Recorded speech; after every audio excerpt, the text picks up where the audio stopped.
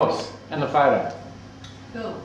Bill. I was told it was a T, but it was you. Is that right? Yeah, good.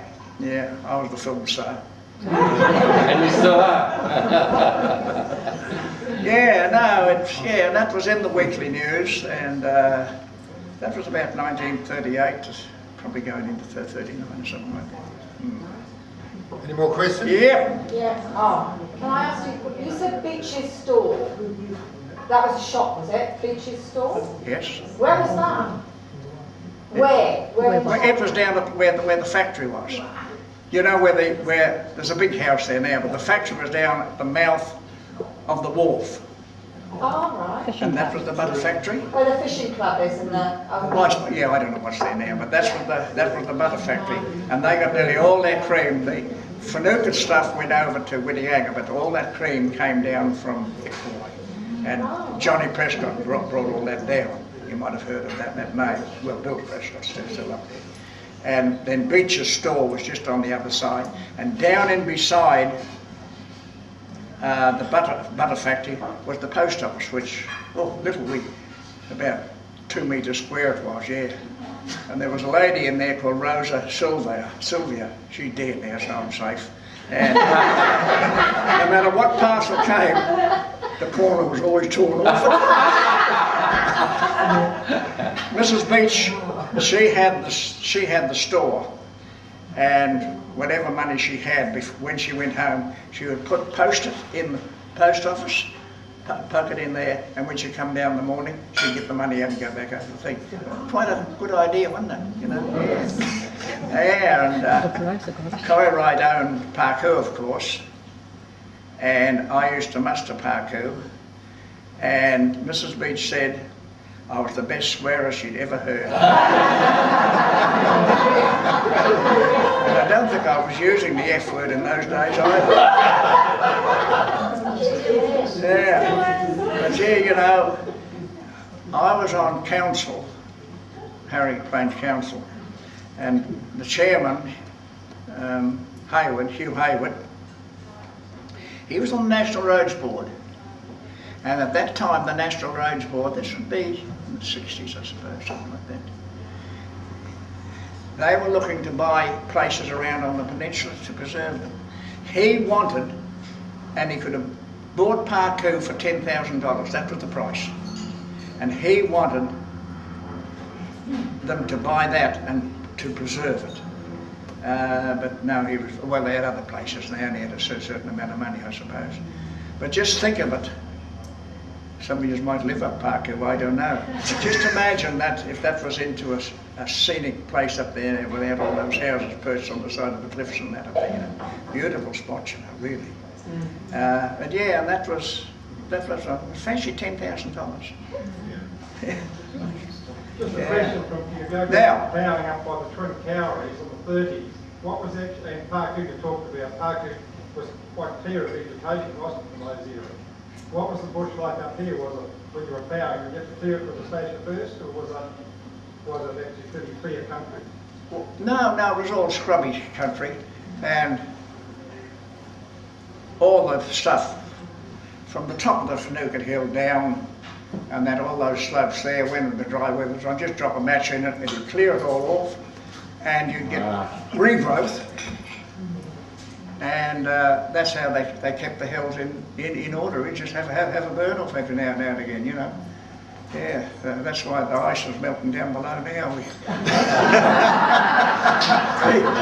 heated it up too much. But no, it was full of wild pigs everywhere. I mean, you'd odd ones come over and do a bit of pig hunting and so forth. But the football paddock is where it is, of course, but it was just a paddock. Now, from the Pippi Bridge right around to the causeway was a belt of pine trees, and they would have been, a chain, that's 22 yards, they were a chain deep. They weren't very big, they were only about 6 probably to 9 inches. They weren't very big trees, but they were fairly tall, and that went right around to where the causeway is now. Of course, there was no causeway, but around to where it's built now. And that we'd come down to play football And this was the visitors too, and they'd come in, that was the changing sheds. Duck into the pine trees, get changed, leave everything there, go back when the game was over, dress up again, and away you'd go again. Incredible, isn't it, when you come to think of it, you know? Yeah, just run into the pine trees. Yeah. Do you want to tell? And there was also on the top side of the football paddock, there was another row of pines that went around, not quite as big, but there was a row around. That paddock was actually fenced in with pine trees, and that's where the football ground is still today. But, yeah. Do you want to tell everyone how you left Tairua to start your life on the other side? No, they don't want to know that. Yes. Yeah. That's an interesting story. You reckon it You've got is? 2 minutes. You got the sack, didn't you? Yeah. Yeah. I was warned off from beaches. I bought a horse. Of course, in '39 the war started, in September of '39, and then I went into camp in the 40s and so forth, and then I was in there a while, and then they were looking for manpower out on the land, and anywhere where they could place people on the land, because food was starting to come from Britain in particular, was starting to be a bit of a pinch, and that's one of the regrets that I've had all my life, that I agreed to go out. But and of course I had a young lady at Tairua, and I'd already bought a horse off Corrie Wright, and I'd left it up on Beach's farm there. I paid £30 for it. It was called Dolly. And my father had a farm out on the Hauraki Plains, which was deserted and was virtually left, and I was man-powered out to that farm. Now I left at 2 o'clock in the morning to get to Tairua. I rode up over Neesville and down through Puri and got to, and the farm was just the other side of Tairua at 1 o'clock in the afternoon. At 2 o'clock in the morning here. I didn't know where the hell I was going really, I just followed an old beaten track. And the Neesville pub was still up there. The furniture, bottles, till, everything was still in that pub. But of course the mattresses and that had all been torn to pieces. But they just walked out and left everything. Quite spooky actually. And there was wild chooks everywhere. They were scattering everywhere. I had a quick look in the pub and I got the hell out of there. But yeah, and well, I just thought nothing of it, but I'd hate to do it today. In fact, I got halfway around. When you left the pub to go around to get into the clearing to come down to Puri, it was only a narrow track and cliff down each cliff down, a big drop down. And here was a tree across and was so far off the ground. But I managed to coax the horse to jump over it, and we got over that and I was able to keep going. And just imagine today of riding a horse over Kopu Bridge. It would be fun today. I rode over that bridge. I don't think we even struck a car on the bridge. That's how quiet it was, you know. Now, happy? Oh, good girl. Well, thank you very much, Bill. That was very entertaining, and we carried on all night. It's actually a mine of information, and you know, we could have gone on for another 3 or 4 hours, eh, Bill? Days, I'd say. And he's getting tired and he's getting hungry. I'm getting crotchety with you. And crotchety.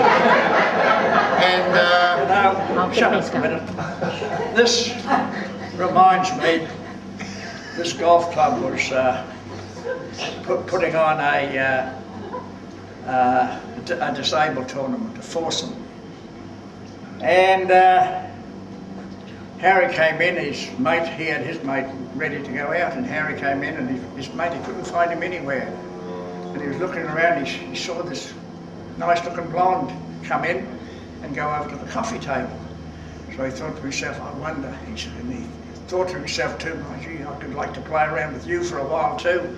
So he went over to the coffee table and he introduced himself and he said, look, I'm looking for someone to come on the foursome with me. And he said, would you? She said, I'd be delighted to.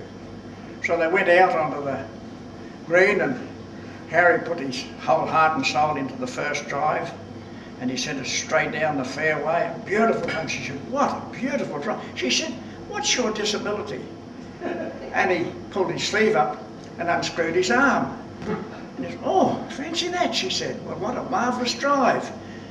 So they went on, headed on for the next green, and she noticed he had a limp. And she said, Harry, why are you limping? Oh, he pulled his pants up and he screwed his leg off. He said, well, this is remarkable.